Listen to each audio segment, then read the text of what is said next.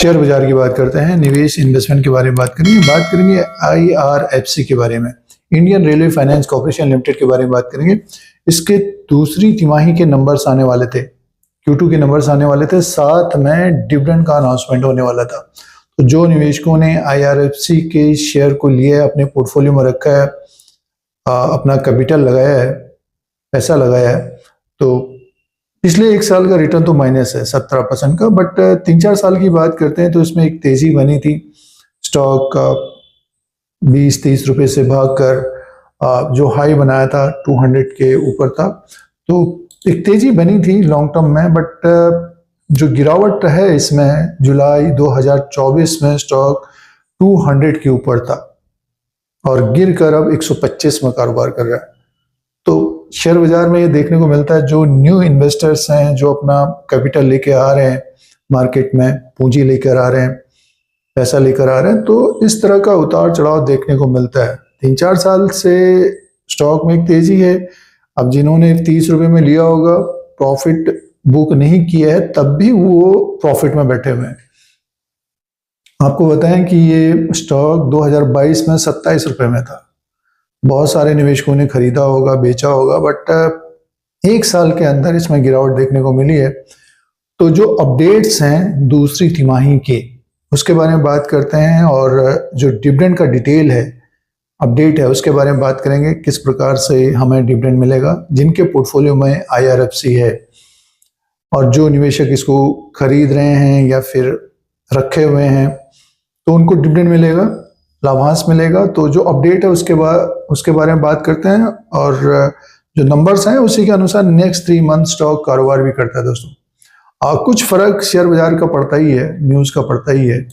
अभी देखिए, जो डिविडेंड का अनाउंसमेंट किया है कंपनी ने, सीधे से देखिए डिविडेंड का अपडेट है, और Indian railway finance corporation limited का रेलवे कंपनी है। देखिए, ₹1.05 का डिविडेंड दिया है, face value of 10 rupees, इंटीरियम dividend है ये। और इस डिविडेंड को पाने के लिए कंपनी ने जो रिकॉर्ड डेट का अपडेट है 24 अक्टूबर 2025 है, तो 24 अक्टूबर 2025 रिकॉर्ड डेट रहेगा, और डिविडेंड का जो पेमेंट होगा 30 दिन के अंदर हो जाएगा। तो रिकॉर्ड डेट के अनुसार ही शेयर होल्डर्स एलिजिबल होते हैं। तो जो निवेशक ऊपर की तरफ फंसे हुए हैं, ₹1.05 का डिविडेंड मिलेगा, इंटीरियम डिविडेंड है ये। रिकॉर्ड डेट ध्यान में रखिएगा 24 अक्टूबर 2025। तो ये डिविडेंड का डिटेल है। और अब बात करते हैं इसके फाइनेंशियल नंबर की, बात कर लेते हैं सीधे से। देखिए, ये फाइनेंशियल नंबर है क्वार्टर एंडेड 30 सितंबर 2025 में जो रेवेन्यू। अब बात करते हैं इसके बिजनेस की, बात करते हैं। ये फाइनेंशियल रिजल्ट है 30 सितंबर 2025 के क्वार्टर में जो रेवेन्यू का अपडेट आया है 6,371 करोड़ का है, 6,915 करोड़ का इससे पहले क्वार्टर में था, 6,899 करोड़ का साल भर पहले था। तो देखिए, एक तरह से ये रेवेन्यू तो कम हो गया, ग्रोथ कम देखने को मिल रही है। एक साल पहले ग्रोथ ज़्यादा थी, क्वार्टर एंड क्वार्टर के हिसाब से भी देखते हैं तो ग्रोथ मीन्स इससे पहले क्वार्टर में रेवेन्यू ज़्यादा था, अब ये घट गया है। 6,371 करोड़ का रेवेन्यू हुआ है। और कंपनी का जो प्रॉफिट का अपडेट है, net profit for the period after tax 1,776 crore का है, और टोटल कंप्रहेंसिव इनकम का जो अपडेट है 1,769 करोड़ का है। 1,756 करोड़ का इससे पहले क्वार्टर में था, 1,602 करोड़ का साल भर पहले था। तो प्रॉफिट थोड़ा बहुत ज़्यादा है।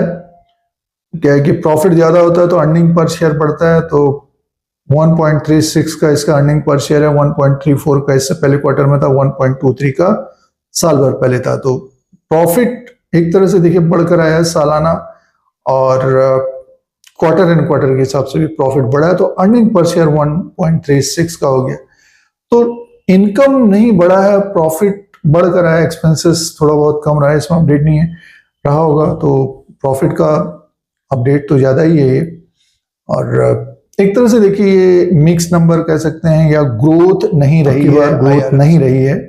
तो ये डिविडेंड का अपडेट और फाइनेंशियल रिजल्ट है। और मार्केट कैप 1,62,703 करोड़ का, फेस वैल्यू 10 रुपीज का, बुक वैल्यू पर शेयर 41 का है, डिविडेंड यील्ड है 1.29% का, ईपीएस है 5 का और पी रेशियो 24 का। तो फंडामेंटल्स पॉइंट्स और बिजनेस पॉइंट के हिसाब से देखते हैं तो वैल्यूएशन है, बट अब जिस प्रकार से अभी के नंबर हैं तो ग्रोथ होनी चाहिए ना, साल भर में एक तरह से रेवेन्यू बढ़ना चाहिए, तब कॉन्फिडेंट आता है बाजार में भी, निवेशक तभी खरीदते हैं। बट ये कि वैल्यूएशन है शेयर में।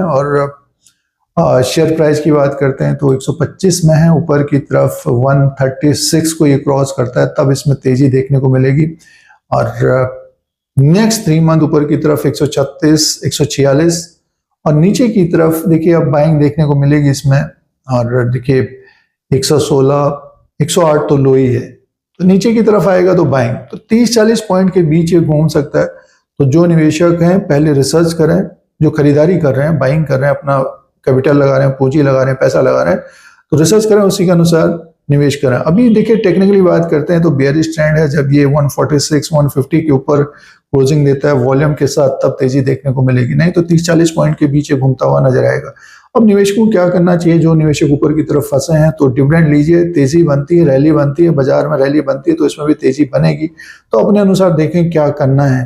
तो ये अपडेट है IRFC के बारे में, Indian railway finance corporation limited के बारे में, फाइनेंस करते आप रेलवे कंपनी के लिए, तो ये अपडेट है। इस तरह की जानकारी के लिए Dheeraj Singh stock bull beer को सब्सक्राइब करें, लाइक करें, शेयर करें, कमेंट करें। धन्यवाद।